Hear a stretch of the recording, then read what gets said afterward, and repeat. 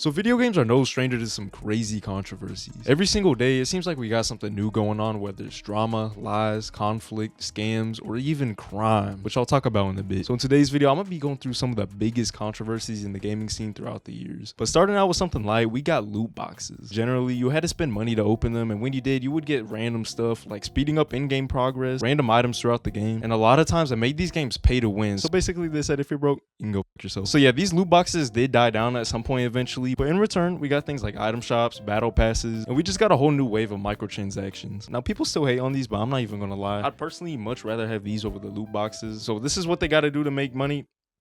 I can't really complain unless they're charging like $34 like Call of Duty for a fucking dumbass weapon skin. Now, I don't know if y'all remember this, but back in like 2018, the greatest video game expert of all time, Soulja Boy, decided to release his own Soulja console. Now, I remember this shit was so fucking funny back then because what the f does Soulja Boy know about making gaming consoles? And even now, we got things like Temu, which have like fake gaming consoles like the Nintendo Switch, the PlayStation 5. Wait a second.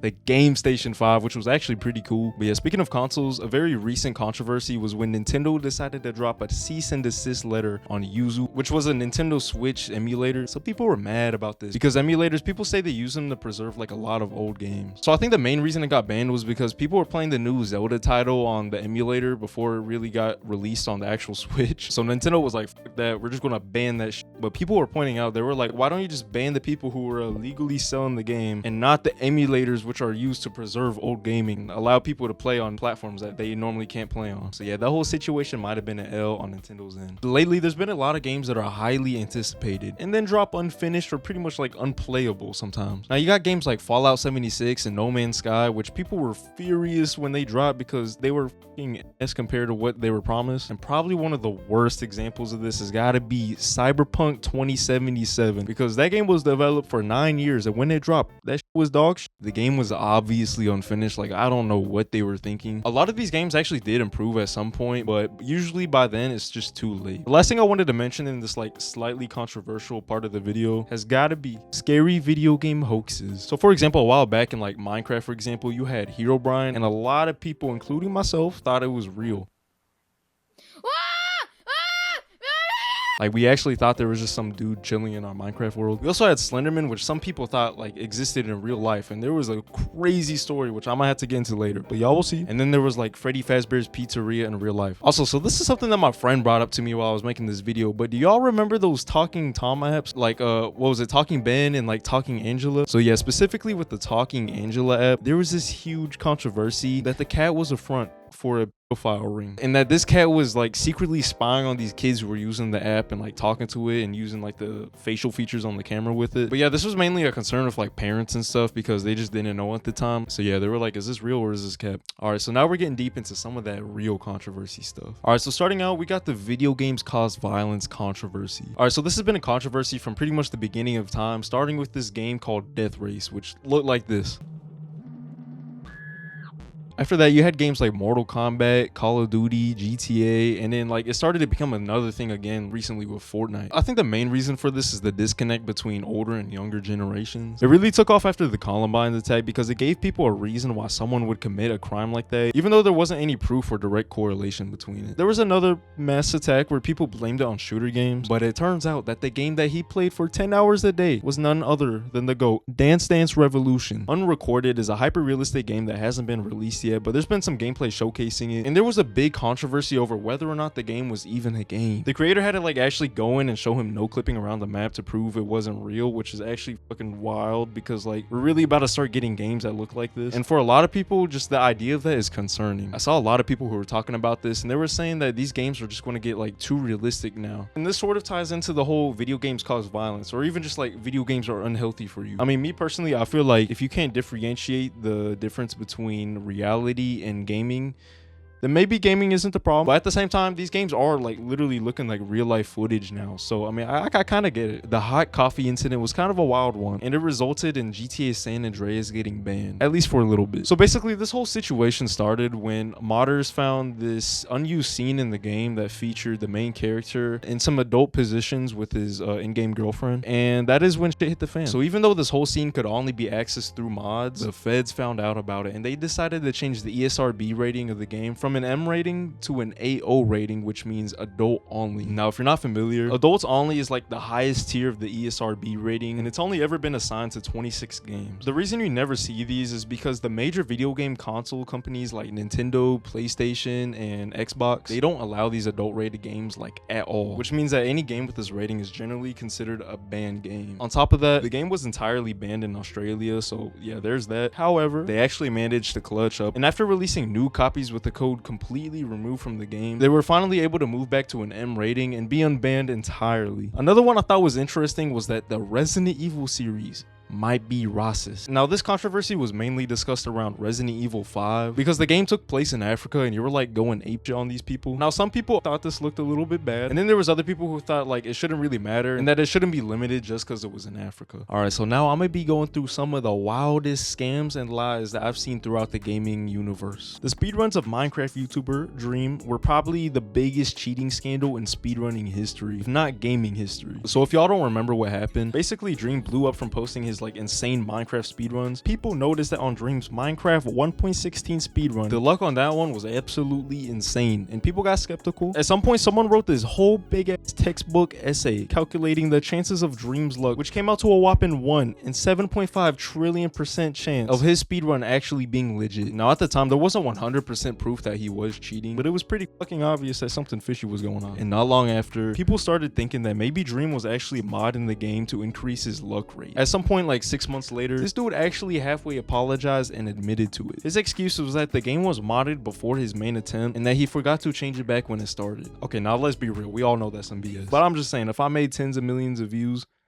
I would have done the same shit. CSGO Lotto has probably been one of the most well-known scandals to ever happen within the gaming universe. So basically, it starts with these two YouTubers, Pro Syndicate and T Martin, who teamed up to create this website called CSGO Lotto. So if y'all aren't already aware, CSGO has a system where you can gamble skins and buy and sell them for like real money on the Steam marketplace, usually through bets and games like roulette. So what Syndicate and T Martin decided to do was they were like, hey, why don't we just create our own CSGO gambling website, use our audience, and then promote it to little kids and not tell them that we were behind the creation of this website. That shit is fucking genius, and that is exactly what they decided to do. And we found this new site called CSGO Lotto. So yeah, they kept uploading these videos and making it seem like they were making all these crazy wins and throwing in some losses too, so that way it looks like it's legit, all while acting like they just found this random website. On top of this, they also paid up to like $55,000 for some creators to promote this shit. And the thing is that since it was their own website, they could have easily manipulated their own wins while they were making videos about it, which is obviously not one of the greatest things you can do. However, when people looked further into it and realized that they were actually the fucking owners of the website. Now, this whole situation caught the attention of the FTC, and you might be thinking, surely they got into some legal trouble, right? No, all they had to do was make an apology video. Some of the drama channels are going to pick up on it. I'm sure a lot of the hater channels are going to pick up on it. Cooper, I have no idea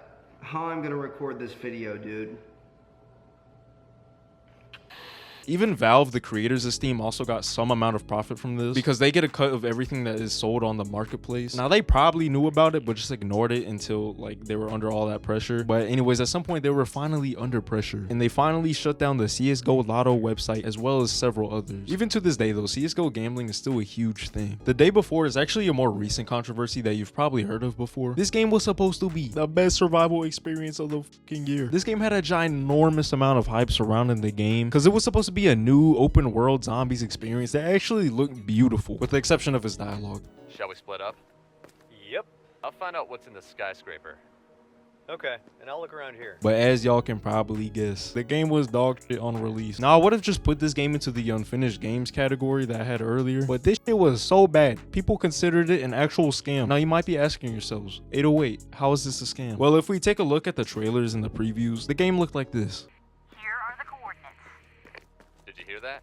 Yep. Now fast forward to the actual release. You got gameplay that looked like this.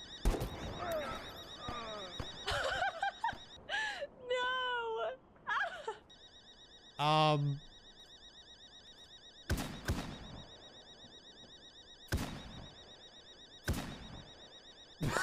Now, even before release, people were already getting skeptical about whether the game was even real, because all they would show was like pre-rendered gameplay, and they kept pushing back release dates and the actual gameplay. So no one even knew what the game really looked like. The game did not last very long though, because it was only a 4 days before they announced it would shut down. But luckily, I think everyone that purchased the game was able to get a full refund, so that was a light Steam W. But yeah, that whole situation was just so weird. So that's pretty much it for the scandals. But now some of these controversies are gonna get wild, so I'm giving y'all's warning right now. The Hospital was an indie horror game that released back in 2016. Now the thing about this game was that the developer used pictures of actual G-word for the jump scares inside of the game. Now this was already horrendous, but what made the situation so much worse was the fact that Markiplier, one of the biggest gaming YouTubers at that time, had made a video about this game which featured the jump scares in it. Obviously, I don't think he actually knew that these were like real photos when he was making the video, but people shortly figured it out and started talking about it. And even then, the video was still up for like 8 more years. Now I'm not sure if Markiplier even ever knew that this situation was a thing, but a lot of people are mad at him for 1, uploading the video, and then 2, keeping it up for that long, especially considering this was a real person. And then on the flip side, there was a lot of people defending him, saying that it was a long time ago or that he probably didn't even know in the first place. But yeah, the whole situation kind of made a random resurgence throughout the past year for whatever reason. Now video game hacking has always been a thing, but recently they've been starting to evolve like some Pokemon, and they're starting to get wild. Now I'm no computer wizard or hacker or anything, so correct me if I get anything wrong, but I'm gonna try my best. So basically there's this hack called an RCE hack, which allows these cyber demons to like inject it into your computer, even sometimes allowing them to take full control of your PC, which happened with like Dark Souls, I'm pretty sure. But yeah, all you had to do was just be online and in the game, even if they weren't in your lobby, which is actually wild. Now me personally, I first heard about this like last year because it started becoming an issue in Black Ops 3, which was weird because normally it only happens in like really old COD games. But recently, within just the past couple weeks, it got 1,000 times worse on Apex Legends. So the reason this situation was so bad was because it happened to a pro player while he was competing in a tournament. So he was just playing the game, and then randomly hacks start flying across the screen, giving him cheats and all that. Apparently after the event, the players had to like do this PC scan check thing, and I guess some of them reported that there was like viruses on their computer now, which may or may not have been from hacking. If you look at the Steam thing now, you can even see that the player count has been dropping ever since that happened because people are just scared of it. Lizard Squad was a group of people who were behind some of the biggest hacks in gaming history. If I catch any Lizard Squad, I'ma beat y'all asses on my mama.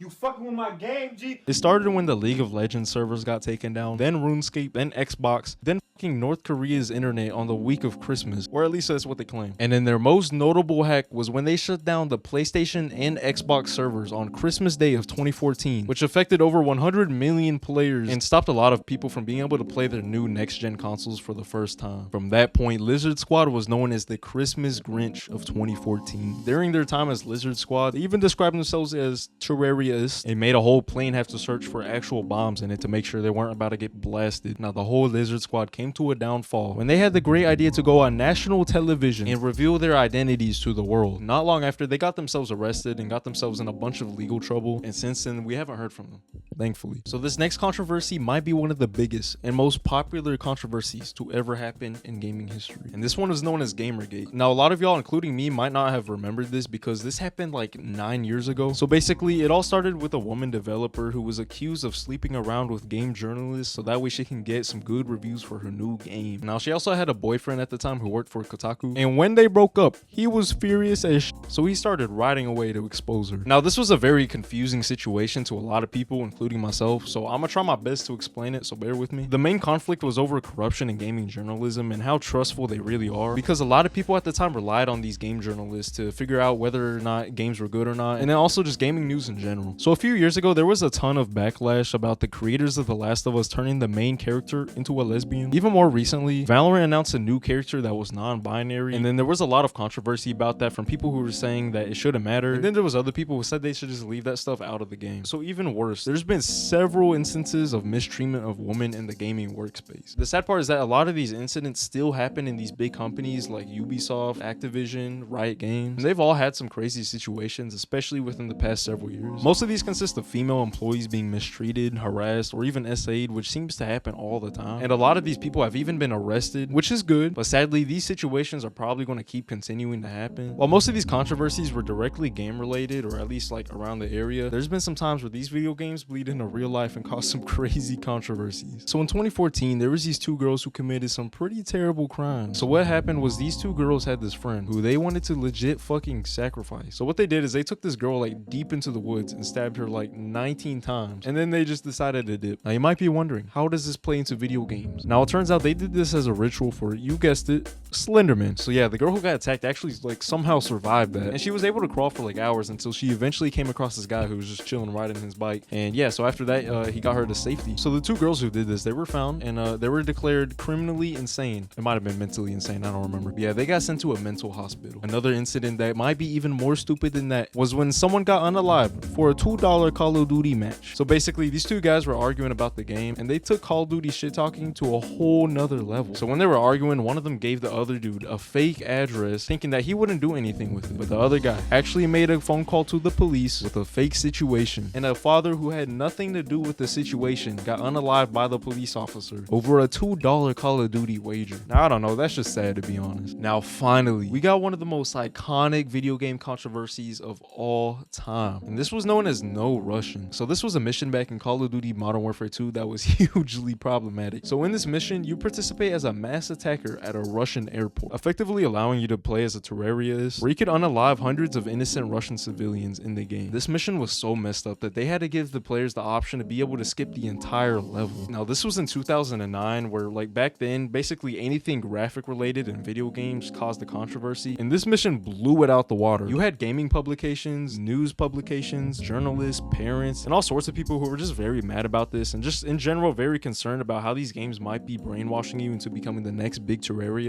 This whole controversy actually started before the game came out, because I guess the scene got leaked or something like that, and pretty much immediately people were talking about this. Some people thought it was excessively violent and needed to be removed immediately, and then there was others who thought it was an art form that made players question the morality of unaliving innocent civilians and whether or not it was justifiable. But yeah, those were some of the craziest video game controversies that I can remember. I know there's a lot of them that I didn't mention or probably just forgot, so absolutely feel free to let me know in the comments if y'all can think of any. But yeah, if y'all enjoyed the video, make sure to drop a like and sub, and yeah, peace. Plug.